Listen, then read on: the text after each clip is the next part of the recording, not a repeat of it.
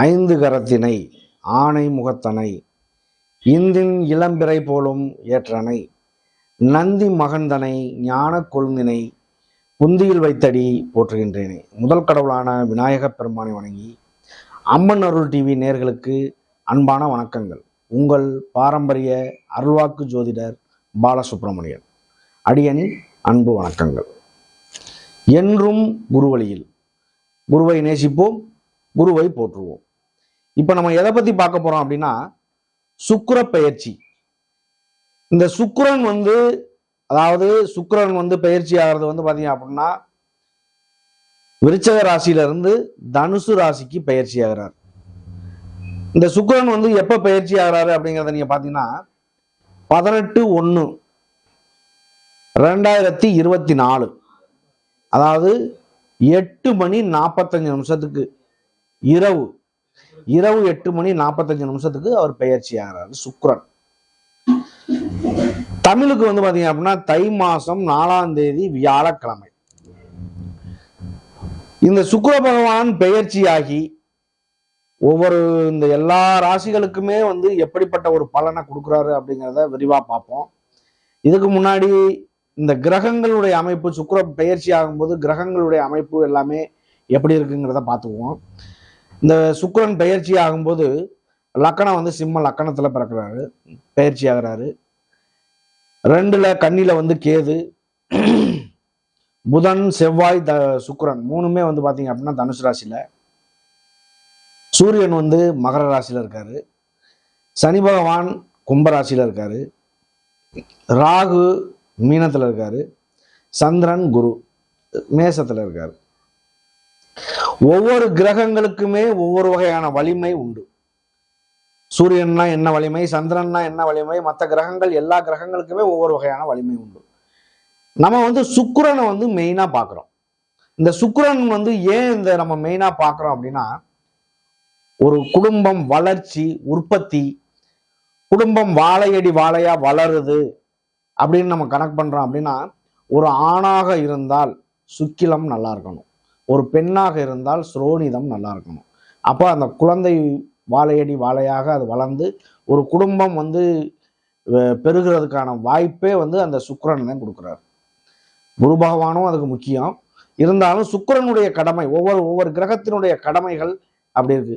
அப்படிப்பட்ட இந்த சுக்கிரனாகப்பட்டவர் அதாவது 18/1/2024 8:45 இரவுக்கு பெயர்ச்சி ஆகிறாரு. அப்படி பெயர்ச்சியாகி அவர் எந்த இடத்தை பார்க்கிறாரு, அதை பார்க்கறதுனால என்ன பண்ணலாம். அதாவது சுக்கிரனுக்கு 7ஆம் பார்வைங்கிறது மட்டும்தான். அந்த சுக்கிரன் இருக்கக்கூடிய இடத்த எந்தெந்த கிரகங்கள் பார்க்குது, அப்படி பார்க்கறதுனால என்ன பலன் உண்டாகும். அதாவது இது வரைக்கும் 2023 முடிஞ்சு 24 வந்துருச்சு. இந்த 2023ல இது வரைக்கும் பாத்தீங்க அப்படின்னா ஒரு சில ராசிகள்லாம் படாத பாடுபட்டு தட்டு தடுமாறி இன்னைக்கு நல்ல நிலையில நிற்கக்கூடிய ஒரு காலகட்டங்கள் ஆயிடுச்சு. சுக்கிரன் பயிற்சி ஆகிறாரு. சுக்கிரன் அஸ்தமனத்துல இருந்தாலும் கொஞ்ச நாள், அதெல்லாம் அந்த காலகட்டமெல்லாம் தாண்டி இன்னைக்கு நல்ல நிலையில தனுசு வீட்டுல இருக்காரு. அது இல்லாம சனி பகவான் ஆட்சியில இருக்காரு. மேச வீட்டுல குரு பகவான் இது வரைக்கும் வக்ரத்துல இருந்தாரு, அந்த வக்ர நிவர்த்தி ஆகி இருக்காரு. இப்படி இந்த கிரகங்களுடைய நல்ல அமைப்பு அப்படிங்கிறது பாத்தீங்க அப்படின்னா இந்த சுக்கிர பயிற்சி, இந்த சுக்கிர பயிற்சியானது இந்த 12 ராசிகளுக்கும் எப்படிப்பட்ட பலனை கொடுக்க போகுது அப்படிங்கிறத ஒவ்வொரு ராசிக்கும் நம்ம விரிவா பார்க்க போறோம். அன்பார்ந்த மிதுன ராசி அன்பர்களே, மிதுன ராசி அப்படின்னாலே ஒரு பய உணர்வு இருந்துச்சு இவ்வளவு நாள். இந்த மிதுன ராசிக்கு இப்போ 2024 பாத்தீங்க அப்படின்னா இந்த சுக்கிர பயிற்சியானது எப்படி இருக்கு அப்படிங்கிற ஒரு விஷயத்த நம்ம விரிவா பார்ப்போம். உங்களுக்கு 12க்கும் 5க்கும் உள்ள அதிபதி தான் சுக்கிர பகவான். அவர் உங்களுடைய 6ஆம் இடத்துல 7ஆம் இடத்துக்கு பயிற்சி ஆகிறார். 7ஆம் இடத்துக்கு பயிற்சியாகி உங்களுடைய ராசியை 7ஆம் பார்வையா பார்க்கிறார். இதுக்கு முன்னாடி இந்த மிதுனராசிக்காரர்கள் படாத பாடு இந்த 2022 இருக்கட்டும், 23 இருக்கட்டும், எல்லா 21ல இருந்தே வந்து பாத்தீங்க அப்படின்னா அவங்களுடைய வாழ்க்கை வந்து பாத்தீங்க அப்படின்னா ஒரு சில விஷயங்கள்ல தலைகீழா புரட்டி போட்டுச்சு. மிருகசீரிஷம், திருவாதிரை, புனர்பூசம் 3 நட்சத்திரங்கள் வந்து சேர்ந்ததுதான் இந்த மிதுன ராசி.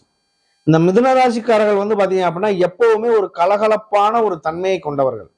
இந்த கலகலப்பு என்பது அவர்களுடைய இயற்கை சுபாவம். அது அந்த இயற்கை சுபாவக்காரர்கள் படாத பாடுபட்டு இந்த 2024 தான் அவங்களுக்கு ஒரு விடிவு காலம் பிறந்திருக்கு. எப்படி நம்ம சொல்றோம் அப்படின்னா, இந்த 2023 வந்து பாத்தீங்க அப்படின்னா 3வது மாசம் திருக்கணித பிரகாரம் வந்து சனி பகவான் பயிற்சி ஆனாரு. அதுக்கு முன்னாடி வந்து பாத்தீங்க அப்படின்னா அவங்களுக்கு அஷ்டம சனி. அஷ்டம சனி காலங்கள் முடிஞ்சு உங்களுடைய அதாவது 10ஆம் இடத்து அதிபதி வந்து பாத்தீங்க அப்படின்னா குரு பகவான் 7க்கும் 10க்குள்ள அதிபதி தான் குரு பகவான். உங்களுக்கு வந்து 11ஆம் இடமான லாபஸ்தானத்துக்கு வந்து அவரு ராகுடைய பிடியில மாறிட்டார். ராகுடைய பிடியில மாறினதுனால தொழில் சார்ந்த விஷயங்கள்ல உங்களுக்கு பெருத்த அடி விழுந்திருக்கும். 10ஆம் இடத்து அதிபதி 11ல லாபஸ்தானத்துல வந்து ராகுடைய பிடியில மாட்டிக்கிட்டாரு. அதனால தொழில் சார்ந்த விஷயங்கள்ல ஒரு சில நஷ்டங்கள் உண்டாயிருக்கும். அது இல்லாம வந்து பாத்தீங்க அப்படின்னா இந்த குரு பகவானுமே வந்து பாத்தீங்க அப்படின்னா வக்ர சூழ்நிலை ஆயிட்டார். அப்ப வக்ரமான என்ன ஆகும், அது அதை விட ஒரு பலவீனத்தை சந்திக்கும். வக்ர நிவர்த்தி ஆகி இந்த 2024 பிறக்குது அப்படின்னா ஒரு விடிவு காலம் பிறந்துருச்சு. குரு பகவான் 10ஆம் வீட்டு அதிபதி 11ஆம் இடத்துல வந்து லாபஸ்தானத்துல நல்ல நிலையில இருக்கார். நல்ல நிலையில இருந்து உங்களுடைய 3ஆம் இடமான சகோதர ஸ்தானத்தை, முயற்சி ஸ்தானத்தை 5ஆம் பார்வையா பார்க்கிறாரு. உங்களுடைய 5ஆம் இடமான துலாம் ராசிய குரு பகவான் 7ஆம் பார்வையா டைரக்டா பார்க்கிறாரு. உங்களுடைய 7ஆம் இடமான கலத்திர ஸ்தானத்தை குரு பகவான் 9ஆம் பார்வையா சிறப்பு பார்வையா பார்க்கிறாரு. அப்ப குரு இருக்கக்கூடிய இடத்தை விட பார்க்கக்கூடிய பார்வைக்கு பலன் அதிகமாகும். அதனாலதான் நம்ம சொல்றோம் குரு பார்த்தால் கோடி நன்மை. கண்டிப்பாக வந்து பாத்தீங்க அப்படின்னா இந்த ஒரு இப்ப வாக்கிய பிரகாரமும் வந்து இப்ப பயிற்சி ஆகினாரு சனி பகவான். அதுலயுமே வந்து பாத்தீங்க அப்படின்னா இந்த மிதுன ராசி வந்து ஒரு நல்லாதான் இருக்கு, எந்த விதமான குறைபாடுமே இல்லை. பரிகாரத்துக்கு உள்ள எல்லாம் இல்லையே இல்லை. நல்ல நிலைமையில இருக்கக்கூடிய ஒரு காலகட்டம் அப்படின்னா இந்த 2024 மிதுன ராசியும் ஒண்ணும். அப்படிப்பட்ட மிதுன ராசிக்கு சுக்கிர பகவான் உங்களுடைய ராசியவே பார்க்கிறாரு. உங்களுடைய 3ஆம் இடத்தை பார்க்கிறாரு. 3ஆம் இடத்தை பார்த்து 3ஆம் இடத்துல ஒரு நல்லது கெட்டது நடக்குது அப்படின்னா 7ஆம் இடம் வேலை செய்யும். 7ஆம் இடம் வேலை செஞ்சா 11ஆம் இடமும் வேலை செய்யும். முதலா திருமணம் சார்ந்த விஷயங்கள் கைகூடும். பொண்ணே கிடைக்கல, மாப்பிள்ளையே கிடைக்கல, எல்லா விஷயமும் தட்டிக்கிட்டே போகுது, இது மாதிரிலாம் நம்ம கேள்விப்படுவோம். அந்த மாதிரி ஒரு சூழ்நிலைகள் நல்லதா அமையும். மறுமணம் சார்ந்த விஷயங்கள் கண்டிப்பாக கைகூடும். கல்யாணம் பண்ணி கருத்து வேறுபாடுகள்ல பிரிஞ்சிடறாங்க. அப்படி பிரிஞ்சவங்க வந்து பாத்தீங்க அப்படின்னா கண்டிப்பாக அவங்களுக்கு ஒரு மறுமணம் என்பது உண்டு. இந்த மிதுன ராசியை பொறுத்தளவுக்கு கண்டிப்பாக ஒரு வாழ்க்கையில ஒரு பிடிப்பு உள்ள விஷயங்கள் கிடைக்கும். நல்ல ஒரு வாழ்க்கை வந்து திறமையான ஒரு வாழ்க்கையா வாழக்கூடிய ஒரு நேரங்கள் வந்துருச்சு. அப்போ உங்களுக்கு 3ஆம் இடத்தை குரு பகவான் 5ஆம் பார்வையா பார்க்கறதுனால 3 என்பது முயற்சி ஸ்தானங்கள் எல்லாமே நீங்க எடுக்கக்கூடிய முயற்சிகள் எல்லாமே வந்து பாத்தீங்க அப்படின்னா வெற்றி அடையும். முயற்சி திருவினையாக்கும் சொல்லி கேள்விப்படுறோமா, அந்த மாதிரி வந்து பாத்தீங்க அப்படின்னா எல்லாமே வெற்றி அடையும். 5ஆம் இடத்தை பார்ப்பது அடுத்து வந்து 5ஆம் இடத்தை 7ஆம் பார்வையா பார்க்கறதுனால 5 அப்படிங்கிறது பூர்வ புண்ணிய ஸ்தானம், குலதெய்வ ஸ்தானம், இந்த மாதிரிலாம் நம்ம சொல்றோம். 5 என்பது ஆழ்மன எண்ணங்கள், இதெல்லாம் நடக்கும். அது இல்லாம 7ஆம் பார்வையா அவர் அந்த இடத்தையே பார்க்கறதுனால திருமணம் சார்ந்த விஷயங்கள், மறுமணம் சார்ந்த விஷயங்கள், அதாவது குழந்தைகளுடைய படிப்பு சம்பந்தமான விஷயங்கள், வெளியூர், வெளிநாடு, வெளிப்பயணம், இந்த மாதிரி எல்லாமே வந்து பாத்தீங்க அப்படின்னா ஓரளவுக்கு கைகூடும். ஏன்னா குருவினுடைய பார்வையில இருக்கிறதுனால வந்து ஒரு கடனே கேட்கிறோம் அப்படின்னாலும் அந்த கடன் வந்து கைக்கு வரணும் அப்படின்னா அந்த ஒரு நல்ல நேரம்னு நமக்கு ஒண்ணு வேணும். அப்படிப்பட்ட நேரங்காலகண்டங்கள் உங்களுக்கு வந்துருச்சு. அப்போ உங்களுடைய 5ஆம் இடத்தை பார்ப்பதனால் குலதெய்வம் எங்க இருக்கு என்னங்கிறதே தெரியாம கூட இருந்திருப்பீங்க. அந்த மாதிரி ஒரு வாய்ப்புகள் இனிமேல் இல்லாம நல்ல வாய்ப்புகள் உண்டாகும். அதாவது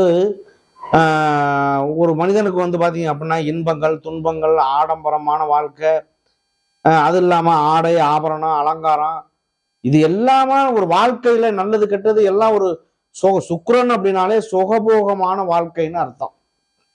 அப்ப அந்த வாழ்க்கையில சுகபோகமா அவர் வாழ்றாரு அப்படின்னா எந்தாவது ஒரு குறைபாடு இருக்குமா? ஒரு ஒரு ஜாதகத்துல ஒரு சுக்கிரன் குரு ஒரு ஜாதகம் சுப ஜாதகம் நல்லா இருக்கு, சுக்கிரன் நல்லா இருக்கு அப்படின்னா ஆரம்பத்துல இருந்து அவருடைய பிறப்புல இருந்து இறப்பு வரைக்கும் வாழ்க்கையில கொடி கட்டி பறந்துட்டு தான் சாவேன். இது கண்டிப்பா நடக்கும். பணங்காசுக்கு கவலை இருக்காது, சொத்து சோகத்துக்கு கவலை இருக்காது, மனைவி ஸ்தானம் இதுல ஏதாவது வாழ்க்கையில ஏதாவது ஒண்ணு இழந்துட்டான் அப்படின்னாலே நிம்மதி போயிடும். ஆனா இவங்களுக்கு இந்த சுக்கிரனும் செவ்வாய் மற்ற குரு பகவான் இவங்கெல்லாம் நல்ல வழியா அமையுது அப்படின்னா ஒரு ஜாதகத்துல அவங்களுக்கு வந்து பாத்தீங்க அப்படின்னா கண்டிப்பாக வாழ்க்கை நீண்ட நாள் சாகுற வரைக்குமே அவங்களுக்கு வாழ்க்கை மிக மிக சிறப்பாக ஓடும். சுகபோகமான வாழ்க்கை. இப்படி இருக்கையில வந்து பாத்தீங்க அப்படின்னா ஒரு ஆண் குழந்தை பேர் உண்டாகுது, இல்ல குழந்தை பேர் லேட் ஆகுது அப்படின்னாலுமே அதுக்கு காரணம் யாரு? சுக்கிரன். சுக்கிரன் ஆணுக்கு வந்து சுக்கிலம் நல்லா இருக்கணும், பெண்ணா இருந்தா சுரோனிதம் நல்லா இருக்கணும். ஒரு சிலருக்கு வந்து இந்த டெஸ்ட் பேபி அந்த மாதிரி எல்லாம் போறதுக்கான காரணங்கள் என்ன? சுக்கிரன் பலவீனமா ஆகுது அப்படின்னா அவருடைய வாழ்க்கையில கண்டிப்பாக இன்பங்கள் தவிர்க்கப்படும். இன்பங்களே இருக்காது, துன்பங்களைத்தான் அதிக சந்திக்க வேண்டியது இருக்கும். ஒரு ஜாதகத்துல சுக்கிரன் வந்து நல்ல நிலையில் அமைவதை பொறுத்து தான் ஒரு வாழ்க்கையில இன்ப துன்பங்களையே வந்து நிர்ணயிக்க முடியுது. அப்படிப்பட்ட அதாவது இதுல ஒரு சுருக்கமா சொல்லணும் அப்படின்னா இந்த 9 கிரகங்களுக்குமே வலிமை உண்டு. ஒவ்வொரு கிரகமும் ஒவ்வொரு வகையான வலிமையை உண்டு. ஆனால் சுக்கிரன் வந்து பாத்தீங்க அப்படின்னா அதை மட்டும் நம்ம ஏன் சொல்றோம் அப்படின்னா ஒரு குடும்பங்கள் தலைச்சு வாழுது அப்படின்னா வாழையடி வாழையா வளருது அப்படின்னா அதுக்கு காரணம் சுக்கிரன். அப்ப அந்த சுக்கிரனாகப்பட்டவர் ஒரு குழந்தை பேருன்னு ஒண்ணு உண்டாகுதுன்னா வாழ்க்கையில அவங்களுக்கு ஒரு குழந்தை செல்வத்தை பாக்குறாங்க அப்படின்னா அதை விட ஒரு பெரிய சந்தோஷம் ஒரு குடும்பத்துல இருக்க முடியாது. பொதுவாகவே இந்த மிதுன ராசி அப்படின்னா அந்த ராசியில குழந்தை படம் அதுல இருக்கும். ஒரு குழந்தை ஒரு வீட்டுல இருக்கு அப்படின்னா சந்தோஷம் நீடிக்கும். இதே 2 குழந்தை இருக்கு அப்படின்னா எப்பவுமே வந்து குதூகலமாகவே இருக்கும். அப்படிப்பட்ட ஒரு ராசி தான் இந்த மிதுன ராசி. 2 குழந்தை அதுல இருக்கும். அந்த ராசியினுடைய சிம்பிள் பாருங்க, குழந்தை வந்து 2 குழந்தைகள் அதுல இருக்கும். அந்த 2 குழந்தையும் என்ன ஒரு கலகலப்பா இருக்கும் அப்படிங்கிறது நமக்கு தெரியும். 2 குழந்தை உள்ள வீடா இருந்தா எப்படி கலகலப்பா இருக்குங்கிறது நமக்கு தெரியும். சரி, இந்த சுக்கிர பகவான் உங்களுக்காக வந்து பாத்தீங்க அப்படின்னா 7ல வந்து இருக்காரு. அவர் உங்களுக்கு 12க்கும் 5க்கும் உள்ள அதிபதி. 5ஆம் வீட்டு அதிபதி 7ல இருக்கிறதுங்கிறது வந்து பாத்தீங்க அப்படின்னா நல்ல விஷயம்தான். அதாவது வீடு அப்படிங்கிறது வந்து இந்த வீடு இங்கே இந்த அவருக்கு இங்கே அது பரிவர்த்தனை. ஆனா இவருடைய 5ஆம் வீட்டு அதிபதி 7ல போய் இருக்காரு அப்படின்னா காதல் திருமணங்கள் கண்டிப்பா கைகூடும். திருமணம் சார்ந்த விஷயங்களும் கைகூடும். லேட்டு திருமணங்கள் ரொம்ப நாள் கல்யாணம் பண்ணாம இருக்காங்க அந்த மாதிரி உள்ளவங்களுக்கு எல்லாத்துக்குமே ஒரு வாழ்க்கை உண்டு. மறுமணம் என்பது அது அதை விட பெரிய விஷயம், கண்டிப்பாக நடக்கும். மறுமணம் சார்ந்த விஷயங்களும் உங்களுக்கு கைகூடி வரும். அப்போ இந்த விஷயத்தை பொறுத்தளவுக்கு சுக்கிரனுடைய பங்களிப்பு எந்த அளவுக்கு இருக்கு அப்படிங்கிறத நம்ம பார்க்குறோம். ஒவ்வொரு கிரகத்துக்குமே ஒவ்வொரு வலிமை உண்டு. அதுல சுக்கிரனுடைய பங்களிப்பு எந்த அளவுக்கு இருக்கு அப்படிங்கிறத நம்ம இந்த சுக்கிர பெயர்ச்சிங்கிறதுனால நம்ம அதை விரிவா சொல்றோம் இல்லையா? இதுக்காக குரு வந்து நல்லது செய்ய மாட்டாரா, சூரியன் செய்ய மாட்டாரா, சனி செய்ய மாட்டாரா அப்படிலாம் கிடையாது. சனி பகவான் ஒரு செய்ய ஆரம்பிச்சாருன்னா அதை தடுக்கிறதுக்கு வேற யாராலையும் முடியாது. அப்படிப்பட்ட ஒரு நல்ல விஷயங்கள். உங்களுக்கு குரு பகவான் உங்களுடைய 7ஆம் வீட்டு அதிபதி குரு பகவான். அவர் உங்களுக்கு லாபஸ்தானமான 11ஆம் இடத்துல இருந்து 3ஆம் இடம் உங்களுடைய 3ஆம் இடத்தை பார்க்குறாரு, 5ஆம் இடத்தை பார்க்குறாரு, 7ஆம் இடத்தை பார்க்குறாரு. அப்போ உங்களை பொறுத்தளவுக்கு எந்த வகையிலையுமே ஒரு குறைபாடு இருக்க வாய்ப்பு இல்லை. மிதுன ராசியை பொறுத்தளவுக்கு இந்த வருடம் வந்து பார்த்தீங்க அப்படின்னா நீண்ட நாள் பயணம் செய்யக்கூடிய கிரகங்கள் எல்லாமே அப்படியே இருப்பதுனால குரு பகவான் மட்டும் 4வது மாதம் கடைசியில் பெயர்ச்சியாக வாய்ப்பு உண்டு. அவர் பெயர்ச்சி ஆகிறத வந்து உங்களுக்கு வந்து 12ஆம் இடத்துக்கு தான் அவர் பெயர்ச்சி ஆகிறாரு. உங்களுக்கு 10ஆம் இடத்து அதிபதி. அப்போ நீங்கள் வெளியூர் வெளிப்பயணங்கள் அந்த மாதிரி இருக்கிறதுக்கான ஒரு வாய்ப்புகள் கூட உண்டாகும். அதுவும் ரொம்ப சிறப்பாக உண்டாகும். எந்த வகையிலையும் குறைபாடுகள் இருக்காது. சரி, உங்களுக்கு வந்து 4ல் கேது 3ஆம் இடத்தை 5ஆம் பார்வையா பார்க்குறாரு. சகோதர உறவுகள் கண்டிப்பாக நல்லாவே நீடிக்கும். 4ல் கேது 4ல் கேது பகவான் இருக்கிறதுனால அம்மாவினுடைய உடல் நிலைகள், வீட்டு ஏதாவது வண்டி வாகனங்கள்ல ஒரு சின்ன சின்ன வேலைகள் இந்த மாதிரிலாம் இருக்க வாய்ப்பு உண்டு. அதாவது நீங்கள் விநாயகனுடைய வழிபாடு பண்ணுறது உங்களுக்கு ரொம்ப ரொம்ப ஒரு சிறப்பான விஷயமா இருக்கும். அதுவும் இல்லாமல் இந்த கேது பகவான் பார்த்தீங்க அப்படின்னா உங்களுடைய குடும்பஸ்தானத்தை 2ஆம் இடத்தை பார்க்குறாரு.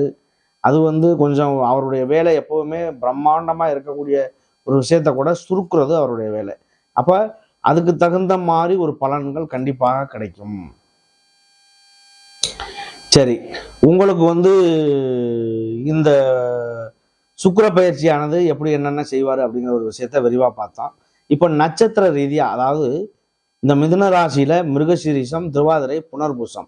மிருகசீரிஷம் 2 பாதம், திருவாதிரை பார்த்தீங்க அப்படின்னா 4 பாதம், புனர்பூசம் 3 பாதம். இந்த மிருகசீரிஷ நட்சத்திரக்காரர்கள் பார்த்தீங்க அப்படின்னா எப்பவுமே ஒரு ஆக்டிவான சூழ்நிலையில் இருப்பாங்க. நல்ல ஒரு திறமையா, இப்போ அதாவது ஒரு சீருடை பணி, போலீஸு, இராணுவம், மிலிட்ரி, ஓடுறாக நல்ல ஓட்டப்பந்தய வீரன், பளு தூக்குற ஒரு வீரன், இந்த மாதிரி வீரதீர செயல்கள் எல்லாமே பார்த்தீங்க அப்படின்னா செவ்வாயுடைய காரகம். அப்போ இந்த செவ்வாய் பகவான் உங்களுக்கு பார்த்தீங்க அப்படின்னா உங்களுடைய ராசியவே 7ஆம் பார்வையா பார்க்குறாரு. மிருகசீரிஷ நட்சத்திரம் என்பதும் உங்களுடைய நட்சத்திரம். இந்த நட்சத்திரத்துக்கு இந்த 2024 இப்போ நடக்கக்கூடிய சுக்கிர பெயர்ச்சியும் உங்களுக்கு மிக சாதகமாக இருக்கு. அதை பயன்படுத்துங்க. அடுத்து பார்த்தீங்க அப்படின்னா திருவாதிரை. திருவாதிரை ராகுடைய நட்சத்திரம். இந்த ராகு பகவான் உங்களுக்கு 10ஆம் இடமான தொழில் ஸ்தானத்தில் இருக்கிறதுனால ஒரு தொழில் பண்ணக்கூடிய ஒரு நபராக இருந்தால் இன்னொரு பிரான்ச்சை ஆரம்பிப்போம் அப்படிங்கிற ஒரு எண்ணங்கள் உருவாகும். அப்படி உருவாகுது அப்படின்னா அது உங்களுக்கு ஒரு வெற்றியை அடையக்கூடிய ஒரு நேரமாக இருக்கும். கண்டிப்பாக இந்த சுக்கிர பயிற்சியானது உங்களுக்கு ஒரு வகையில் நல்லது தான் நடக்கும். எந்த வகையிலையும் குறையில் இருக்காது. திருவாதிரை நட்சத்திரக்காரர்கள் எப்பவுமே பார்த்தீங்க அப்படின்னா தொழில் அப்படிங்கிற ஒரு விஷயத்துல மேன்மை அடைவாங்க. ஏன் அப்படின்னா அவருடைய பேச்சு வார்த்தைகள் மிக கனிவா இருக்கும். அவங்க பேசுறது அடுத்தவங்களுக்கு ரொம்ப பிடிக்கும். அறிமுகமே இல்லாத ஒரு நபர்கள்ட்ட கூட அவருடைய பேச்சுவார்த்தை அடுத்தவர்களை கவரக்கூடிய அளவுக்கு பேசுவாங்க. அவங்க அப்படி ஒரு தோற்றத்தை கொண்டவர்கள் திருவாதிரை நட்சத்திரம். அவங்களுக்கும் இந்த சுக்கிர பயிற்சியானது நல்ல ஒரு மாற்றத்தை தர்றதுக்கான வாய்ப்பு உண்டு. அடுத்து புனர்பூச நட்சத்திரம். இந்த புனர்பூசம் என்பது குருவுடைய நட்சத்திரம். குரு பகவான் உங்களுக்கு லாபஸ்தானமான 11ஆம் இடத்துல இருக்காரு. அந்த குரு பகவான் உங்களுடைய 3ஆம் இடத்தை பார்ப்பதினால் முயற்சிகள் கண்டிப்பாக வெற்றி அடையும். புனர்பூசம் என்பது குருவுடைய நட்சத்திரமா இருந்தாலும் கொஞ்சம் சாதுவான குணத்தை கொண்டவர்களா இருப்பாங்க. சாதுவான குணமா இருந்தாலும் வெற்றி வாய்ப்பு அப்படிங்கிற ஒரு விஷயத்துல சீக்கிரம் வெற்றி வாய்ப்பை எட்டி பிடிக்கக்கூடியவர்களாக இருப்பாங்க. அப்போ அவங்களுக்கு எந்த வகையிலும் ஒரு குறைபாடுகள் இருக்காது. அப்போ இந்த மிருகசீரிஷம், திருவாதிரை, புனர்பூசம் 3 நட்சத்திரங்கள்ல எதுவாக இருந்தாலுமே இந்த சுக்கிர பயிற்சியினுடைய பலன்கள் அவங்களுக்கு நல்லதா இருக்கிறதுக்கான வாய்ப்புகள் தான் உண்டாகும். நன்றி, வணக்கம்.